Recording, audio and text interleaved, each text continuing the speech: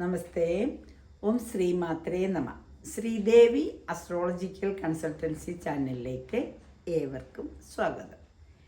2025 May മാസം 14 സമയം ഇനി ഒരുപാടുണ്ട് കേട്ടോ. എന്നിരുന്നാലും നേരത്തെ പറയുകയാണ്, കാരണം വ്യാഴത്തിൻ്റെ മാറ്റമൊക്കെ എല്ലാവരും അറിഞ്ഞിരിക്കാൻ വളരെ ആഗ്രഹിക്കുന്നതാണ്. എന്നാണ് ഒരു വ്യാഴമാറ്റം ഉണ്ടാകുന്നതെന്ന് അറിയാൻ എല്ലാവർക്കും ആഗ്രഹമുള്ളത് കൊണ്ടാണ് ആദ്യം തന്നെ ഇതൊക്കെ പറയുന്നത്. 2025 മെയ് 14 രാത്രിയിലാണ് വ്യാഴം മാറുന്നത്. അതായത് കൊല്ലവർഷം 1200 ആണ്ട് മേടം 31 കൊല്ലവർഷം 1200 മേടം 31 10:45 PM 10:45 PM വ്യാഴമാറ്റം. വ്യാഴം ഒരു രാശിയിൽ നിന്ന് മറ്റൊരു രാശിയിലേക്ക് മാറുന്നതിന് ഒരു വർഷക്കാലമാണ് സമയമെടുക്കുക. ഏതായാലും 11 മാസത്തിൽ കൂടുതൽ വരും. അപ്പോൾ ഇപ്പോൾ വ്യാഴമാറ്റം ഇനി വരാൻ പോകുന്നത് ഇടവൻ രാശിയിൽ നിന്നും മിഥുനം രാശിയിലേക്കാണ് വ്യാഴമാറ്റം വരുന്നത്. ഈ വ്യാഴത്തിൻ്റെ മാറ്റം അപ്പോൾ 15/5/2025 മുതലാണ് നമുക്ക് അനുഭവത്തിൽ വരിക. അതായത് വിഷുവിൻ്റെ അന്ന് മുതൽ നമുക്ക് വ്യാഴമാറ്റം, വിഷു എന്ന് പറയാൻ വയ്യ, മെയ് മാസമല്ലേ, അപ്പോൾ അതുകൊണ്ട് മേടം 31 കഴിഞ്ഞിട്ട് ഇടവോ 1 തീയതി മുതൽ നമുക്ക് എന്തായാലും നല്ല ഫലങ്ങൾ വരും. 15/5/2025 അതായത് 14/5/2025 രാത്രി 10:41 PM വ്യാഴം ഇടവൻ രാശിയിൽ നിന്നും മിഥുനൻ രാശിയിലേക്ക് സംക്രമിക്കും. അപ്പോൾ 27 നക്ഷത്രക്കാർക്കും ഈ വ്യാഴമാറ്റം എങ്ങനെ പ്രയോജനപ്പെടുന്നു എന്നുള്ളതിനെ കുറിച്ചാണ് നമ്മൾ സംസാരിക്കുന്നത്. ഇപ്പോൾ വ്യാഴം ഋഷഭരാശിയിൽ നിൽക്കുമ്പോൾ ഒരുപാട് പേർക്ക് ഗുണഫലങ്ങൾ ഉണ്ടായിട്ടുണ്ട്. ഋഷഭരാശിക്കാർക്ക് പ്രത്യേകിച്ചും കണ്ടകശനി കാലത്ത് അവർക്ക് വ്യാഴം രാശിയിലേക്ക് വന്നപ്പോൾ ഒരുപാട് ആശ്വാസമായി. ഏറ്റവും കൂടുതൽ രാശിമാറ്റം എന്ന് പറയുമ്പോൾ നമ്മൾ ഏറ്റവും കൂടുതലും വ്യാഴത്തിൻ്റെയും ശനിയുടെയും രാശിമാറ്റമാണ് ഏറ്റവും അധികം ആൾക്കാരെ ബാധിക്കുന്നത്. ബാക്കിയൊക്കെ കുറച്ച് സമയമേ ഉള്ളൂ. അപ്പോൾ അതുകൊണ്ട് തന്നെ ഈ വ്യാഴമാറ്റം വളരെ, കാരണം വ്യാഴം എന്ന് പറഞ്ഞാൽ ദൈവാധീനം, ഗുരുസ്ഥാനീയത്താണ്, ദൈവാധീന സ്ഥാനത്താണ്. അപ്പോൾ എപ്പോഴായാലും ദൈവാധീനം വർദ്ധിപ്പിക്കണമെങ്കിൽ, ദൈവാധീനം ഉണ്ടാവണമെങ്കിൽ നമ്മൾ ഏത് കാര്യത്തിന് പോകണം, ഗുരുത്വവും ദൈവാധീനം ഉണ്ടെങ്കിൽ എല്ലാ കാര്യവും ഭംഗിയായി നടക്കുമെന്നാണ്. അപ്പോൾ ആ ഗുരുത്വവും ദൈവാധീനവും ഉണ്ടോ, എനിക്ക് ഇപ്പോൾ എൻ്റെ രാശി എന്താണ്, എൻ്റെ നക്ഷത്രം ഇതാണ്, അപ്പം നമുക്ക് ദൈവാധീനം ഉള്ള സമയമാണോ എന്ന് സ്വാഭാവികമായി ചാരവശാലുള്ള മാറ്റം കൊണ്ടറിയാം. ജാതകത്തിലെ മാറ്റമല്ല, ചാരവശാൽ. ഇപ്പോൾ ചന്ദ്രന് ജന്മരാശിയുമായി ബന്ധപ്പെട്ടാണ് നമ്മൾ വ്യാഴമാറ്റമൊക്കെ പറയുന്നത്. ഇനി നമുക്ക് 12 രാശിക്കാരുടെയും, അതായത് 27 നക്ഷത്രക്കാരെ 12 രാശികളിലാക്കിയിട്ടുണ്ട്. ആ 12 രാശിക്കാർക്കുമുള്ള ഫലങ്ങൾ എന്തൊക്കെയാണ്, വ്യാഴമാറ്റം കൊണ്ടുണ്ടാകുന്ന ഗുണഫലങ്ങൾ എന്തൊക്കെയാണ്, എന്തെങ്കിലും ഉണ്ടെങ്കിൽ എന്തെല്ലാം പരിഹാരം ചെയ്യണമെന്ന് നമുക്ക് മുൻകൂട്ടി അറിഞ്ഞു വയ്ക്കാം.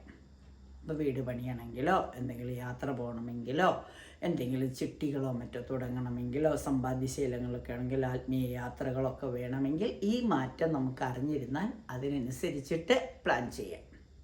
വിദേശ രാജ്യങ്ങളിലൊക്കെ പോകാൻ ആഗ്രഹിക്കുന്നവർക്കൊക്കെ. അപ്പം നമുക്ക് മേടം രാശിയിൽ തുടങ്ങാം. മേടം രാശി എന്ന് പറയുമ്പോൾ അശ്വതി, ഭരണി, കാർത്തികയുടെ ആദ്യപാദം. ഈ 2 നക്ഷത്രക്കാരെ സംബന്ധിച്ചിടത്തോളം വ്യാഴം 2ാം ഭാവത്തിലാണ് നിന്നിരുന്നത്. അപ്പോൾ അവർക്ക് കുറച്ച് നല്ല കാര്യങ്ങളൊക്കെ ആയിരുന്നു. 2ാം ഭാവത്തിൽ വ്യാഴം വരുമ്പോൾ കുറച്ച് നല്ല കാര്യങ്ങൾ, സാമ്പത്തികമായി കുറച്ച് മുന്നേറ്റമൊക്കെ ഉണ്ടാവും. കണ്ടകശനിയൊക്കെ മാറി ഇപ്പോൾ ഒരു ദൈവാധീനമൊക്കെ വന്ന് ഇരിക്കുന്ന സമയമാണ്. അപ്പോൾ അവരെ സംബന്ധിച്ചിടത്തോളം 29/3/2025 അവർക്ക് 7.5 ശനി തുടങ്ങും. അപ്പം വ്യാഴം 3ലേക്കും വരും. 3ലെ വ്യാഴം ഇവരെ സംബന്ധിച്ച് അത്ര ഗുണഫലങ്ങളായിരിക്കില്ല. കാരണം 3-ാം വ്യാഴം മുറവിളി കൂട്ടുന്നൊക്കെയാണ് പറയുക. ശുഭഗ്രഹങ്ങളുടെ എല്ലാം മാറ്റം 3, 6, 8, 12 വന്നാൽ അത്ര ശുഭമായിരിക്കില്ല. അപ്പം അതുകൊണ്ട് തന്നെ മേടം രാശിക്കാരെ സംബന്ധിച്ചിടത്തോളം വ്യാഴത്തിൻ്റെ മാറ്റം അത്ര ശുഭമായിരിക്കില്ല. അതുകൊണ്ട് തന്നെ അവർ രാശിനാഥനായ സുബ്രഹ്മണ്യ സ്വാമിയെയും ഭദ്രയെയും പ്രാർത്ഥിക്കുന്നതോടൊപ്പം മഹാവിഷ്ണുവിനെ പ്രാർത്ഥിക്കുന്നത് കൂടുതൽ നന്നായിരിക്കും. വ്യാഴം മാറുന്നത് മിഥുനൻ രാശി എന്ന് പറഞ്ഞാൽ ഭഗവാന്റെ അവതാരമൂർത്തിയുടെ, അതായത് ബുധന്റെ രാശിയിലേക്കാണ് മാറിയത്. ഋഷഭരാശിയിൽ നിന്നും മിഥുനൻ രാശിയിലേക്കാണ് മാറിയത്. മിഥുനൻ രാശി എന്ന് പറയുമ്പോൾ ആ രാശിയുടെ നാഥൻ ബുധനാണ്, അവതാര കൃഷ്ണനാണ്, അല്ലെങ്കിൽ അവതാര രൂപങ്ങളാണ്. ശ്രീരാമസ്വാമിയോ ശ്രീകൃഷ്ണസ്വാമിയോ നരസിംഹസ്വാമിയോ ഏതെങ്കിലും ഭഗവാന്റെ മഹാവിഷ്ണുവിൻ്റെ അവതാരമൂർത്തികളാണ്. അപ്പം തീർച്ചയായിട്ടും മേടം രാശിക്കാർ ഈ 15/5/2025 മുതലുള്ള ഒരു വർഷക്കാലം രാശിനാഥനായ സുബ്രഹ്മണ്യ സ്വാമിയെ പ്രാർത്ഥിക്കുന്നതോടൊപ്പം ശ്രീകൃഷ്ണസ്വാമിക്കോ ശ്രീരാമസ്വാമിക്കോ ആഞ്ജനേയ സ്വാമിക്കോ ഒക്കെ യഥാശക്തി വഴിപാട് കഴിക്കുന്നത്, വ്യാഴാഴ്ച ദിവസം വ്രതമെടുക്കുന്നത്, അതുപോലെ തന്നെ വ്യാഴാഴ്ച വിഷ്ണു സഹസ്രനാമം ചെല്ലുന്നത്, വിഷ്ണു അഷ്ടോത്തരം ജപിക്കുന്നതൊക്കെ വളരെ നന്നായിരിക്കും. ഇനി 2ാമത്തെ രാശിയായ ഋഷഭരാശി അല്ലെങ്കിൽ ഇടവൻ രാശി.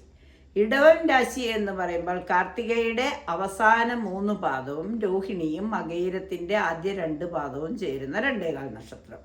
ഇവര് രാശിയിൽ തന്നെ വ്യാഴം നിന്ന് എല്ലാ സൗഭാഗ്യങ്ങളും അനുഭവിച്ചിരുന്നവരാണ്. കണ്ടകശനിയിലും ഇവർ പിടിച്ചു നിന്നിരുന്നത് വ്യാഴം അനുകൂലത്തിൽ വന്നതുകൊണ്ടാണ്.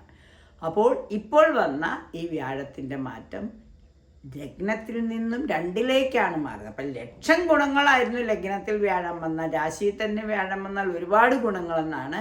എന്തായാലും ശുക്രക്ഷേത്രത്തിലായിരുന്നു വ്യാഴം. ഇപ്പോൾ വ്യാഴം അതിൻ്റെ അവതാരമൂർത്തികളുടെ രാശിയിലേക്ക്, മിഥുനം രാശിയിലേക്കാണ് വന്നിരിക്കുന്നത്. 2ാം ഭാവത്തിൽ വ്യാഴം വരുന്നത് ദൈവാധീനം വർദ്ധിപ്പിക്കുകയുള്ളൂ. അതുകൊണ്ട് അവരുടെ കണ്ടകശനിയൊക്കെ 29/3/2025 തീരും. അപ്പം ഇവരെ സംബന്ധിച്ചിടത്തോളം ഋഷഭരാശിക്കാർക്ക്, അതായത് ഇടവൻ രാശിക്കാർക്ക് കൂടുതൽ നന്മകൾ വന്നു ചേരുന്ന ഒരു കാലമാണ്. ഈ ഒരു വർഷക്കാലം ഒരുപാട് നന്മകൾ പ്രതീക്ഷിക്കാം. മിഥുനം രാശി. മിഥുനം രാശി എന്ന് പറയുമ്പോൾ മകയിരത്തിൻ്റെ അവസാന 2 പാദവും തിരുവാതിരയും പുണർദത്തിൻ്റെ ആദ്യ 3 പാദവും ചേരുന്ന 2.25 നക്ഷത്രക്കാരെ സംബന്ധിച്ചിടത്തോളം 12ൽ വ്യാഴം വരവിനേക്കാൾ ചെലവ് കൂടുതലായി കഷ്ടതകളൊക്കെ അനുഭവിച്ചിരുന്ന ഇവർക്ക് രാശിയിലേക്ക് തന്നെ വ്യാഴം വന്നു. അപ്പോൾ അത് വളരെ നല്ലൊരു കാര്യമാണ്. പക്ഷേ 29/3/2025 ആകുമ്പോഴേക്കും ഇവർക്ക് ശനി 10ലേക്ക് ശനി വരും. 10ലേക്ക് ശനി വരുമ്പോൾ കുംഭത്തിൽ നിന്നും ശനി 10ലേക്ക് വരും. അപ്പോൾ അത് കണ്ടകശനിയാണ്. പക്ഷേ വ്യാഴൻ രാശിയിൽ വരുന്നതുകൊണ്ട് കണ്ടകശനി അത്ര ബാധിക്കില്ല. മിഥുനൻ രാശി എന്ന് പറഞ്ഞ ഒരു സ്ത്രീയും പുരുഷനുമാണ്. അപ്പോൾ അവർക്ക് എന്തായാലും പ്രണയ ജോഡികൾക്ക്, ദാമ്പത്യ ജീവിതം നന്നായി അനുഭവിക്കുന്നവർക്ക്, ദമ്പതിമാർക്ക് എല്ലാവർക്കും നന്മകൾ തരുന്ന ആ മിഥുനൻ രാശിയിലേക്ക് വ്യാഴം വരുമ്പോൾ വ്യാഴമാറ്റം മിഥുനൻ രാശിക്കാർക്ക് നന്മകൾ ധാരാളമായി പ്രദാനം ചെയ്യും. ഇനി നമുക്ക് അവർ നന്മകൾ പ്രദാനം ചെയ്യുന്നുണ്ട്. വ്യാഴത്തിന് യഥാശക്തി വിഷ്ണു സഹസ്രനാമമൊക്കെ ചൊല്ലുന്നത്, വ്യാഴാഴ്ച വ്രതം എടുക്കുന്നത്, ദാനം ചെയ്യുന്നതൊക്കെ നന്നായിരിക്കും. ഇനി കർക്കിടകം രാശി. കർക്കിടകൻ രാശി എന്ന് പറയുമ്പോൾ പുണർദത്തിൻ്റെ അവസാന പാദവും പൂയവും ആയില്യവും ചേരുന്ന 2.25 നക്ഷത്രം. ഇവരെ സംബന്ധിച്ചിടത്തോളം വ്യാഴം 12ലേക്കായി. അതായത് 11ൽ സർവ്വ അഭീഷ്ടങ്ങളും അനുഭവിച്ചിരിക്കുകയായിരുന്നു. അല്പം അഷ്ടമശനിയുടെ കുറച്ച് കഷ്ടതകൾ ഉണ്ടായിരുന്നു. അത് 29/3/2025 അഷ്ടമശനിയൊക്കെ മാറി, ശനിദോഷങ്ങളെല്ലാം മാറി തെളിഞ്ഞു വന്നപ്പോഴാണ് വ്യാഴം 12ലേക്ക് വന്നു. എന്നാലും അല്പം കുറച്ച് ചിലവ് കൂടുതലാണെന്നേ ഉള്ളൂ. എന്നാലും നല്ല കാര്യങ്ങൾ തീർച്ചയായിട്ടും ചെയ്യാൻ കഴിയും. ദുർഗാദേവിയെ പ്രാർത്ഥിക്കുന്നതോടുകൂടി, മഹാവിഷ്ണുവിന് അർച്ചനകളൊക്കെ ചെയ്യുന്നതോടുകൂടി, വ്യാഴാഴ്ച വ്രതങ്ങൾ എടുക്കുന്നതോടുകൂടി കഴിയുന്നതും ശ്രീകൃഷ്ണസ്വാമിക്ക് തുളസിമാലയൊക്കെ സമർപ്പിക്കുമ്പോൾ ആ വ്യാഴം 12-ലുള്ള വരവിനേക്കാൾ ചിലവ് കൂടുതലെന്നുള്ള ആ ദുരിതമൊക്കെ മാറിക്കിട്ടും. ഇനി ചിങ്ങം രാശി. ചിങ്ങം രാശി എന്ന് പറയുമ്പോൾ മകം, പൂരം, ഉത്രത്തിൻ്റെ ആദ്യപാദം.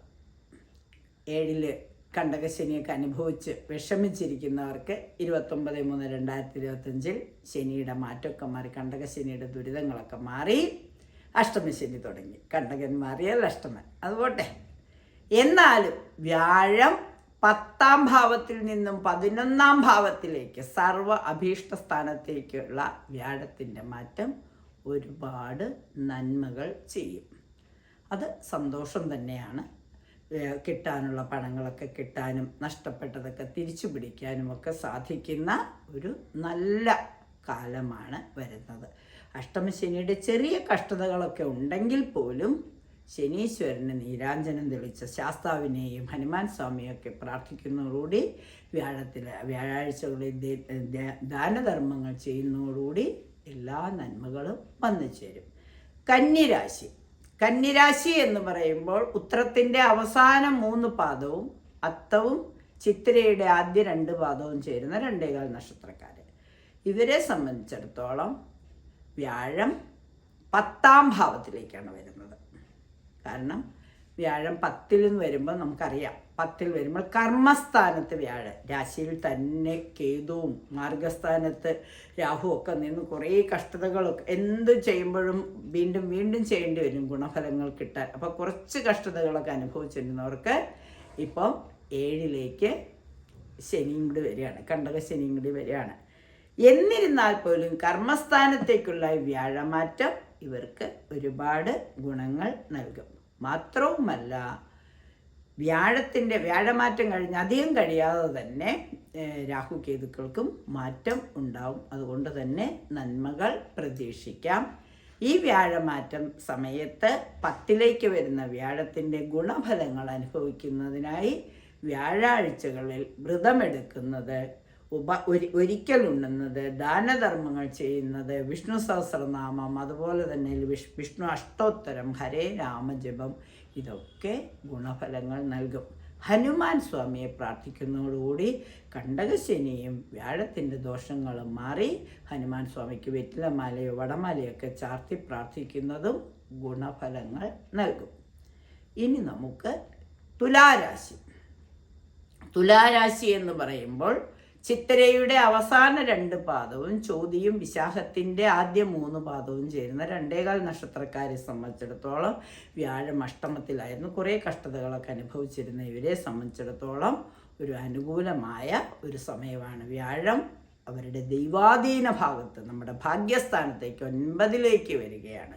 ഒരുപാട് ശുഭമായ കാര്യങ്ങൾ നടക്കുവാനുള്ള യോഗം വന്നു ചേരും. വിവാഹം നടക്കാനും നല്ല ഒരുപാട് നല്ല ജോലി കിട്ടുവാനും കർമ്മരംഗത്തും പറഞ്ഞില്ലേ, ദൈവാധീനം വന്നാൽ പിന്നെ എല്ലാം വരുന്ന ഇതാണ്. അപ്പോൾ തുലാരാശിക്കാരെ സംബന്ധിച്ചിടത്തോളം വ്യാഴമാറ്റം ഏറ്റവും അനുകൂലം ആയിരിക്കും. തീർച്ചയായും അവരുടെ രാശിനാഥനായ മഹാലക്ഷ്മിയെ പ്രാർത്ഥിക്കുന്നതിനോടൊപ്പം തന്നെ മഹാവിഷ്ണുവിനെ കൂടി പ്രാർത്ഥിച്ച് സൽഫലങ്ങൾ അനുഭവിക്കട്ടെ. വൃശ്ചിക രാശിക്കാരെ സംബന്ധിച്ചിടത്തോളം അവരെ കണ്ടകശനിയൊക്കെ മാറി, 4ാമിടത്ത് ശനി വന്നതിൻ്റെ കണ്ടകശനിയൊക്കെ മാറി സന്തോഷത്തിലിരിക്കുമ്പോഴാണ് വ്യാഴം അഷ്ടമത്തിലേക്ക് വരികയാണ്. അഷ്ടമ വ്യാഴം ഒരുപാട് ദോഷമൊന്നും ചെയ്യില്ല, കുറച്ച് ആരോഗ്യ പ്രശ്നങ്ങളൊക്കെ വരാം. എന്നാലും അതൊക്കെ ദൈവാധീനക്കുറവ്, എന്ത് ചെയ്താലും പൂർണ്ണഫലം കിട്ടായകയൊക്കെ വരാം. എന്നിരുന്നാലും വ്യാഴാഴ്ചകളിൽ വ്രതമെടുക്കുന്നതും ദാനധർമ്മങ്ങൾ ചെയ്യുന്നതും അന്നദാനമൊക്കെ ചെയ്യുക, അതുപോലെ തന്നെ വിഷ്ണു സഹസ്രനാമം, ഭാഗവത വായന, ഭാഗവത സപ്താഹത്തിൽ പങ്കെടുക്കുക, ഇതൊക്കെ ചെയ്യുമ്പോൾ കൂടുതൽ ഫലങ്ങൾ വരും. ഭദ്രകാളിയെ സേവിക്കുന്നതോടുകൂടി സുബ്രഹ്മണ്യ സ്വാമിയെ പ്രാർത്ഥിക്കുന്നതോടുകൂടിയും വിശാഖത്തിൻ്റെ അവസാന പാദവും അനിഴവും തൃക്കേട്ടയും ചേരുന്ന ഈ 2.25 നക്ഷത്രം വരുന്ന വൃശ്ചിക രാശിക്കാർക്ക് ധാരാളം നന്മകൾ വന്നു ചേരും. വ്യാഴമാറ്റം 8ലേക്കാണെങ്കിൽ പോലും ശനി മാറിയതുകൊണ്ട് നന്മകൾ പ്രതീക്ഷിക്കാം. ധനുരാശി എന്ന് പറയുമ്പോൾ മൂലം, പൂരാടം, ഉത്രാടത്തിൻ്റെ ആദ്യപാദം വരുന്ന 2.25 നക്ഷത്രക്കാരെ സംബന്ധിച്ചിടത്തോളം വ്യാഴം 6-ൽ നിന്ന് ഒരുപാട് കഷ്ടതകളൊക്കെ അനുഭവിച്ചിരുന്ന രാശിനാഥനും കൂടിയാണ്. ആ രാശിനാഥൻ 6-ാം ഭാവത്തിൽ നിന്നിട്ട് ഒരുപാട് കഷ്ടതകളൊക്കെ അനുഭവിച്ചിരുന്നവർക്ക് ഇപ്പോൾ ഒരു ശുഭമായ ഒരു സമയം വരികയാണ്. കാരണം വ്യാഴം 7-ലേക്ക് മാർഗസ്ഥാനത്തേക്ക് ദമ്പതികൾക്ക് എന്തെങ്കിലും അവരുടെ പ്രശ്നങ്ങൾ, ദാമ്പത്യ ജീവിതത്തിൽ എന്തെങ്കിലും പ്രശ്നങ്ങളുണ്ടായിരുന്നെങ്കിൽ, പ്രണയിക്കുന്നവർക്ക് എന്തെങ്കിലും പ്രശ്നങ്ങളുണ്ടായിരുന്നെങ്കിൽ, കുടുംബജീവിതത്തിൽ ഗുരുക്കന്മാരുടെ ഒരു ഇടപെടൽ ഭംഗിയായി നടക്കാതെ ഗുരുവുമായിട്ടൊക്കെ ചില അഭിപ്രായ വ്യത്യാസങ്ങളൊക്കെ ഉണ്ടായിരുന്നവർക്കൊക്കെ എല്ലാം ഈ ധനുരാശിക്കാരെ സംബന്ധിച്ചിടത്തോളം രാശിനാഥൻ്റെ ഈ മാറ്റം, 7-ലേക്കുള്ള മാറ്റം ഒരുപാട് നന്മകൾ നൽകും. മുടങ്ങിക്കിടന്നിരുന്ന എല്ലാ കാര്യങ്ങളും നല്ല രീതിയിൽ കൊണ്ടുപോകാനും സാധിക്കും. കണ്ടകശനി 4-ാമിടത്ത് വരുന്നു എന്നുള്ളത് ഒരു കാര്യം തന്നെയാണ്. എന്നിരുന്നാലും വ്യാഴം എന്ന് പറയുന്നത് വലിയ ഗുണഫലങ്ങൾ തരുന്നതാണ്. രാശിനാഥനായ വ്യാഴത്തിൻ്റെ മാറ്റം എല്ലാ നന്മകളും അനുഭവിക്കുവാൻ പ്രാപ്തരാക്കട്ടെ. മകരം രാശി എന്ന് പറയുമ്പോൾ ഉത്രാടത്തിൻ്റെ അവസാന 3 പാദവും തിരുവോണവും അവിട്ടത്തിൻ്റെ ആദ്യ 2 പാദവും ചേരുന്ന മകരം രാശിക്കാരെ സംബന്ധിച്ചിടത്തോളം വ്യാഴമാറ്റം അത്ര ഗുണകരമായിരിക്കില്ല. മകരം രാശിക്കാരുടെ 7-ര ശനി, 12-ലെ ശനിയും ജന്മശനിയും 7-ര ശനിയൊക്കെ അങ്ങനെ കഴിഞ്ഞ് ഒരുവിധം സമാധാനത്തിൻ്റെ വഴിയിലേക്ക് എത്തിയിരിക്കുന്നവർ വ്യാഴം 6-ാം ഭാവത്തിലേക്ക് വന്നു. അല്പം കഷ്ടതകളൊക്കെ വരാം, 1 വർഷക്കാലമല്ലേ ഉള്ളൂ.